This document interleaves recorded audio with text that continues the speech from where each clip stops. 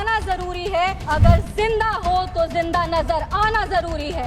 भारत एक जिंदा देश है, उसकी रगों में अखंडता का और एकता का खून दौड़ रहा है और जब जब भारत की अखंडता पे और एकता पर प्रहार होगा, भारत एकजुट होकर के मुंह तोड़ जवाब देगा। हमको गर्व होता है कि आज ऑपरेशन सिंदूर पर बोलने का अवसर हमको मिला, क्योंकि इतिहास में ऑपरेशन सिंदूर को स्वर्णिम अक्षरों में लिखा जाएगा, क्योंकि विश्व स्तर पर इसने एक न्यू नॉर्मल को स्थापित किया है भारत के लिए। ये न्यू नॉर्मल की जो नींव है वो सदियों पहले रामचरितमानस में लिख दी गई थी, जिसकी चौपाई है, बिनय न मानत जल्द ही जड़ गए 3 दिन बीत, बोले राम सकोप तब भय बिनु होए न प्रीत। इसका अर्थ ये है कि विनय और धैर्य जरूर ही महत्वपूर्ण गुण है, पर जब धैर्य का बांध टूट जाता है तो भय के बिना उसका कोई उपचार नहीं बचता। हमारी सरकार के दृढ़ संकल्प से और सेनाओं के अदम्य शौर्य के वजह से आज एक नए भारत को विश्व स्तर पर स्थापित किया गया। ये नया भारत क्या है? ये नया भारत वो है जो शांति के लिए गौतम बुद्ध और महावीर जी के दिखाए हुए पथ पर तो चलता है, पर अगर राष्ट्र सुरक्षा की और राष्ट्र हित की बात हो तो प्रभु श्री राम के धनुष को और श्री कृष्ण के सुदर्शन चक्र को भी उठाना जानता है। आज इस चर्चा के 2 भाग हैं। पहला भाग है पहलगाम पर हुआ अटैक और दूसरा ऑपरेशन सिंदूर। पहलगाम पर जिस तरह से अटैक आतंकवादियों ने किया वो नागरिकों पर अटैक नहीं, वो मानवता पर अटैक है। आतंकवादियों ने धन पूछकर उनकी पत्नी के सामने, माँ के सामने, परिवार के सामने, बहनों के सामने सारे जो हमारे देश के नागरिक हैं उनको मार दिया। हम लोग ये पूरा देश वो चित्र कैसे भूल सकता है जब एक नवविवाहित महिला लाल चूड़ी पहनकर अपने पति के शव के बगल में बैठी थी। इसने पूरे देश को झंझोड़ करके रख दिया था। लेकिन दुर्भाग्य की बात यह है कि आज भी हमारे देश में ऐसे लोग हैं जिनको पहलगाम से ज्यादा दुख पैलेस्टीन के लिए होता है, क्योंकि ये उनकी राजनीति को फायदा नहीं देता।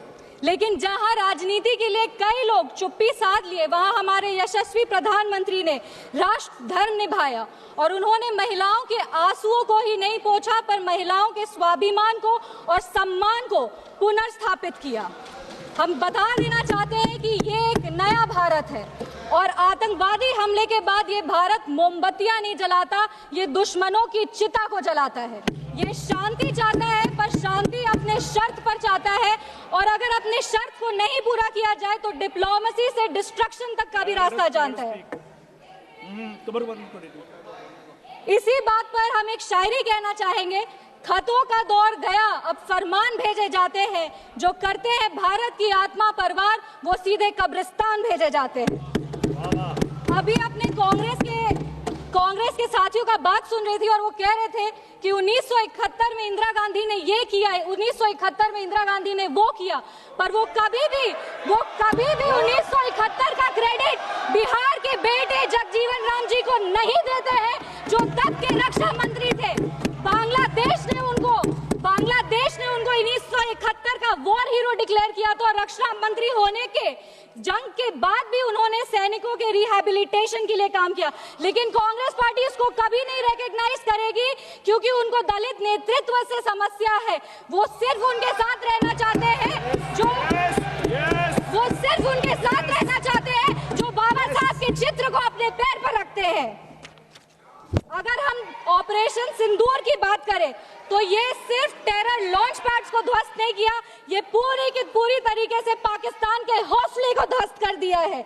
लेकिन एक आश्चर्य की बात है मैम, और आश्चर्य की बात यह है कि हमारे दुश्मन देश में एक युवा नेता है और एक युवा नेता हमारे विपक्ष में है। दुश्मन देश का सदन अलग है, हमारे देश का सदन अलग है, वहां के नेता अलग है, यहाँ के नेता अलग है, पर इनका सवाल एक ही है। विपक्ष का सवाल और दुश्मन देश के नेता का सवाल एक कैसे हो सकता है? मैं विपक्ष के साथियों को चुनौती देती हूँ कि अपनी राजनीति से ऊपर उठ करके कभी राष्ट्र हित की सोचनी चाहिए। अगर सरहद पर सेना लड़ रही होती है तो उनसे सवाल नहीं पूछे जाते, उनको सलामी दी जाती है। अगर अगर विपक्ष की बात सुबह से सुने जा रहे हैं और उनकी बात को ध्यान से सुने तो वो बार बार कह रहे हैं कि सरकार ने सरेंडर कर दिया, सरकार ने सरेंडर कर दिया। सरेंडर से इनका विशेष लगाव इसीलिए भी है क्योंकि इतिहास गवाह है इन्होंने कितने बार विश्व के सामने भारत का सर झुका दिया है। 1962 में नेहरू जी की दोस्ती की नीति ने हमारे देश के धज्जियां उड़ा दिए थे। 14,500 वर्ग मील जमीन पर कब्जा कर लिया था। अमेरिका के तब के राष्ट्रपति ने कहा था कि भारत हमसे भीख मांगते हुए आया था। 1971 में वेस्टर्न मीडिया ने प्रधानमंत्री के बारे में जो भी कहा हो, उन्होंने हमारे देश के बारे में, भारत के बारे में कहा कि भारत एक धोखेबाज देश है और भारत नागरिक धोखेबाज लोग हैं। ये था भारत का इमेज आपके शासनकाल में। 1985 में CIA के क्लासिफाइड रिपोर्ट्स है कि विदेशी तंत्र भारत की सरकार को चलाती थी। इनसे जवाब मांगिए। 2001 विश्व के सबसे बड़े लोकतंत्र के सबसे बड़े मंदिर पर हमला हुआ और ये लोग चुप बैठे रह गए। 2008 मुंबई अटैक, पूरी तरीके से देश को झंझोड़ दिया गया, पर इन्होंने कभी नहीं जवाब दिया। अगर आज आतंकवादियों को जवाब दिया है तो वो हमारे यशस्वी प्रधानमंत्री श्री नरेंद्र मोदी जी की सरकार ने दिया है। पर इनके राष्ट्रीय अध्यक्ष, कांग्रेस पार्टी के राष्ट्रीय अध्यक्ष कहते हैं कि ऑपरेशन सिंदूर एक छोटा मोटा ऑपरेशन था। ये इनकी विचारधारा का समस्या है। इनको लगता है कि ऑपरेशन सिंदूर एक छोटा मोटा ऑपरेशन था, पर ये इनकी गलती नहीं है। इनकी विचारधारा ये कहती है कि अगर हिंदू धर्म को आगे लेके जाओ, हिंदू धर्म के पक्ष में बोलो तो वो सैफरन टेरराइजेशन है। पर इनकी राजनीति के लिए ये कहते हैं आतंकवादियों का कोई धर्म नहीं होता। ये दोहरा चरित्र क्यों है इनका?